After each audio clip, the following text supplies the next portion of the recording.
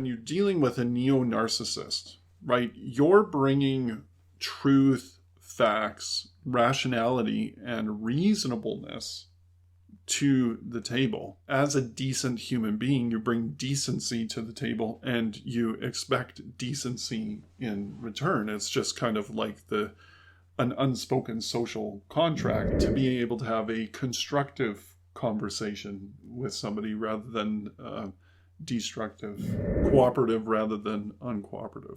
Logical rather than illogical. Yes. I would think it particularly in an intimate relationship, it's important to sort of identify, not only for yourself, but within the parameters of the relationship, what is reasonable. And you feel you're bringing a really reasonable thing. Like, if I just explain this to them in this way, then the lights will go off for them and we'll be able to resolve this, right? The misunderstanding will be figured out and everything like that. And you can end up feeling crazy. Yep. Because it's like, why can I not get through to this person? So you'll try it a number of different ways. You'll try to reason in a number of different ways. And again, when you run into the unreasonable, there's no forward motion. Yeah. Mm-hmm. It's a hard stop. It's a hard stop. Right? It's a dead end. You can't go anywhere. And it does, I do think it can just make you feel crazy. And it's part of why you start to question yourself, why you start to lose confidence, because you're like, oh, well, I clearly not interpreting situations correctly or right. So then you just start doing all of those sort of evil things to yourself. Yep. Well, and I think you just start gaslighting yourself. Yeah, absolutely. Really. You can't reason with the unreasonable. Yes. I think it gives some, there's a sense of relief of hearing that, though. It kind of is like a breath of fresh air that, oh, this isn't just me. I'm not the only one that isn't able to reason with said person. If you've tried A to Z 1,000 times, everything you could possibly imagine, and it's not working, maybe it's because you're trying to reason with the unreasonable. Welcome to the Neonarcissism podcast, hosted by emotional intelligence specialists Kim and Jackie of Element Q, alongside strategic psychotherapist Brad Kaufman. Hi everyone and welcome back. Our topic today is you can't reason with the unreasonable. That's a clear statement, but let's flesh that out and give some examples of what that really looks like. I think the big question sitting here is, how many of you have tried to reason with the unreasonable? Hands up, anybody? Yeah, I'm sure there's a lot of hands going up or a lot of nods or a lot of yeses being yelled back at us at the moment. As we always say, right, you don't know how to deal with something until you know what you're dealing with. And the framework of this is, when you're dealing with a neo-narcissist, you're bringing truth, facts, rationality, and reasonableness to the table. And you're actually expecting the same in return. And as we've talked about it before, as a decent human being, you bring decency to the table and you expect decency in return. It's just kind of like an unspoken social contract. So it's natural to expect, if you bring reason, to receive reason in return and to be dealing on a reasonable plane with somebody, to be able to have a constructive conversation with somebody rather than destructive, cooperative rather than uncooperative. Logical rather than illogical. Yes. So I think the very first question here then is, how do we define reasonable? Very good. Because that's going to flex for people as to what they deem as reasonable or unreasonable. So I would think particularly in an intimate relationship, it's important to sort of identify, not only for yourself, but within the parameters of the relationship, what is reasonable, right? Because I might think that I have a very reasonable expectation. But if the other person doesn't know that that's my reasonable expectation, or doesn't have the same reasonable expectation, that's where you're going to run into this conflict. And I think there can be a lot of judgment around what's reasonable, right? Because what's reasonable for me may not be reasonable for you, may not be reasonable for a third person. So what is that? What is that mechanism of what's reasonable? Okay, are we answering it for ourselves? Well, I think we can answer this kind of generally. Yeah. Well, I think in a conversation, there's if it's a reasonable conversation, I can say something, I can voice my opinion. You can hear and listen to my opinion, voice yours. We're not going to be attacking each other over those things. That to me would be, even if I disagree, I can say I disagree. This is how I feel about it. Mm-hmm. But we're not going to be attacking each other because we disagree. That to me feels reasonable. Mm-hmm. I agree with that 100%, because a lot of people are actually shy away from jumping into understanding or actually conveying that they understand the other person, because they're afraid that if the other person knows that they understand them, that there is an implied agreement, right? And you'll actually see this, especially in narcissism. If you understand a narcissist, they will be so confused why you aren't just agreeing and complying and conforming and jumping to that perspective with them. But, you know, like you're saying, and to be reasonable, it's like, okay, I'm hearing them out, I'm trying to understand them, and I'm grasping the message, where they're standing, what their experience is. Mm-hmm. That's very reasonable. Yeah. For that to be a mutual thing. Yeah. Yeah, I think that was a really valid point, because I think that absolutely happens, is that you can recognize and really understand somebody and what they deem to be reasonable for them. But then the agreement that I think people are afraid to recognize and respond, be like, yes, okay, I see where you're at here. I understand your point of view, your opinion, whatever's happening there. And people are so afraid to sort of acknowledge that and say that, because I think that's really common, that it implies that I agree with that. Mm-hmm. And those are two very different things. Yes. So yeah, I think that is a very solid point, that really hearing and understanding somebody is not necessarily an agreement. Those are two separate conversations. Very, very important distinction. Mm-hmm. Yeah. So now that's one part of it.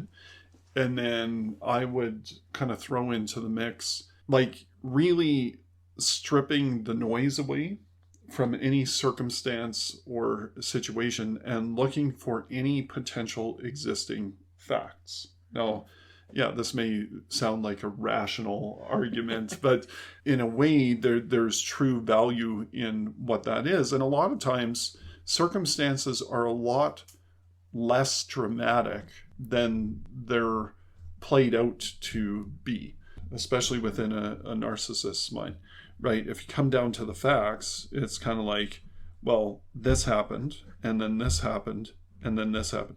And so really getting down to the basics of the actual factual truth as much as you can. So within a narcissistic context, if reasonableness paints them in any light except for perfect, all reason and reasonableness goes out the door. And this is why we say you can't reason with the unreasonable. Because those of you that have been in this experience with a narcissist will go away from a situation and you'll run through it in your head. And you'll think about, oh, I could have said this, or okay. And then even if you do want to reinitiate that conversation, you bring it back to the table and you feel you're bringing a really reasonable thing. Like, if I just explain this to them in this way, then the lights will go off for them and we'll be able to resolve this, right? The misunderstanding will be figured out and everything like that.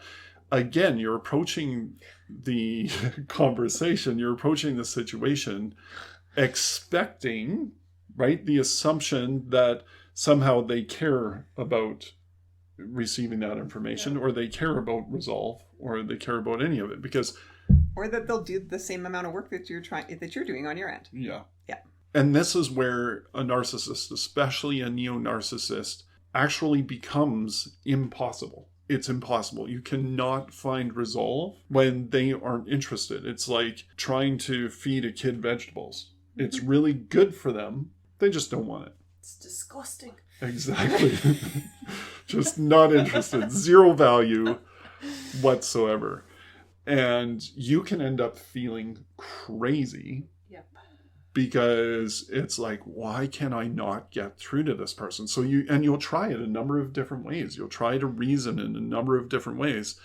And again, when you run into the unreasonable, there's no forward motion. Yeah. It's a hard stop. It's a hard Right? stop. It's a dead end. You can't go anywhere. And it does, I do think it can just make you feel crazy. And it's part of why you start to question yourself, why you start to lose confidence, because you're like, oh, well, I'm clearly not interpreting situations correctly, or right. So then you just start doing all of those sort of evil things to yourself. Yep. Well, and I think you just start gaslighting yourself, You absolutely really, because there must be something wrong with you, because clearly you're not getting the picture as to what you did wrong, or, it's like you have to, like, do 20 Hail Marys and all this stuff to, like, try to get forgiven for what you did, but it'll never do.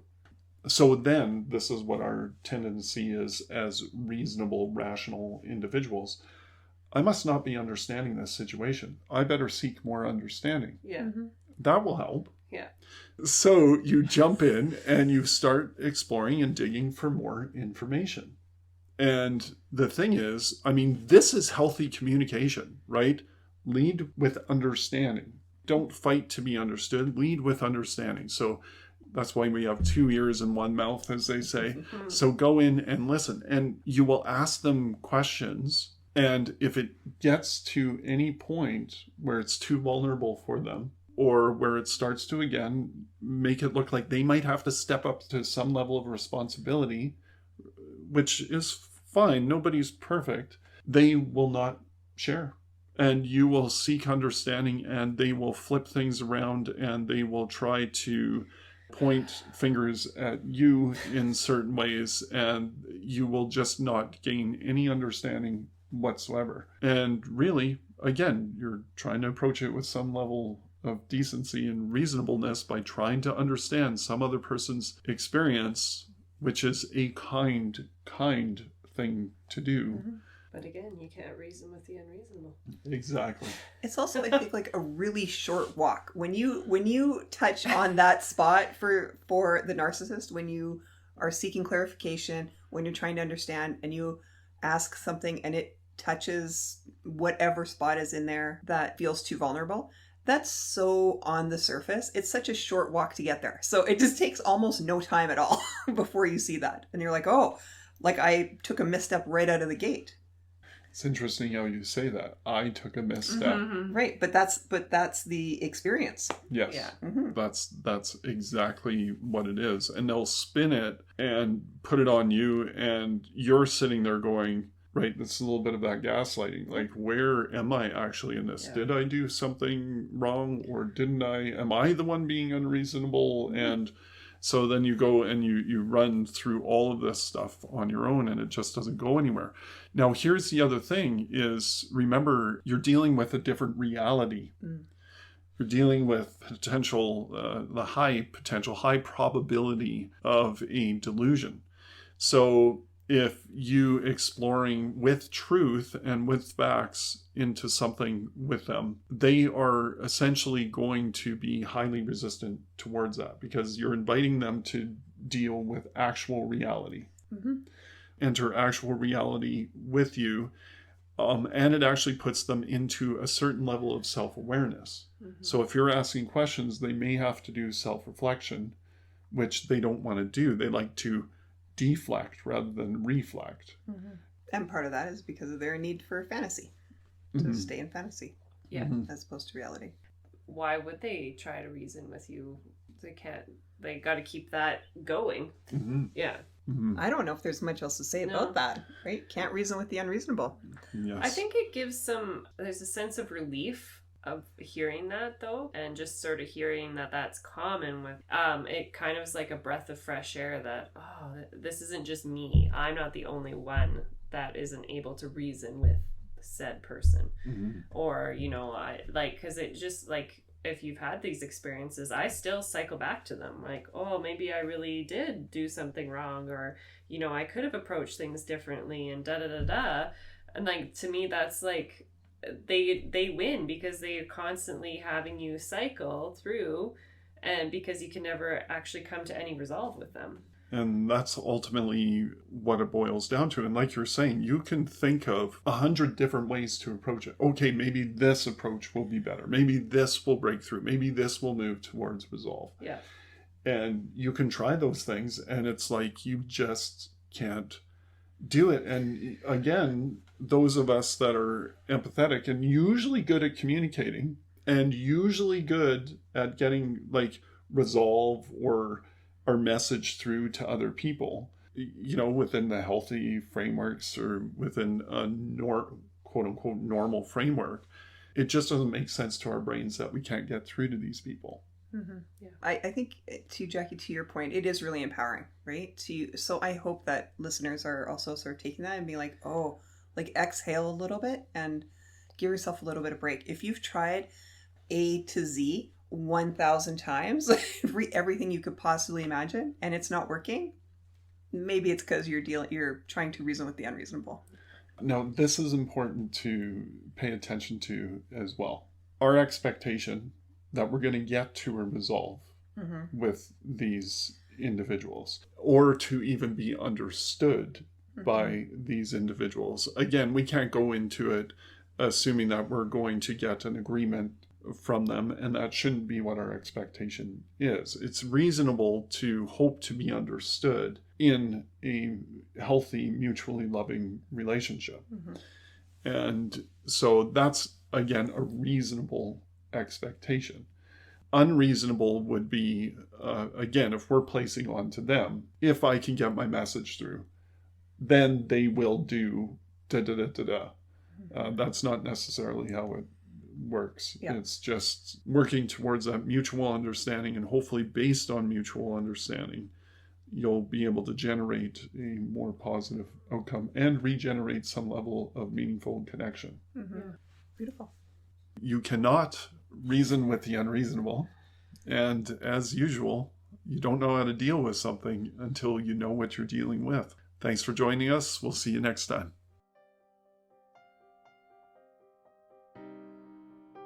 Thanks for listening to this episode. If you have any comments, please leave them below. And remember to subscribe to our podcast channel and YouTube channel and share these videos with your friends and family. And please join our online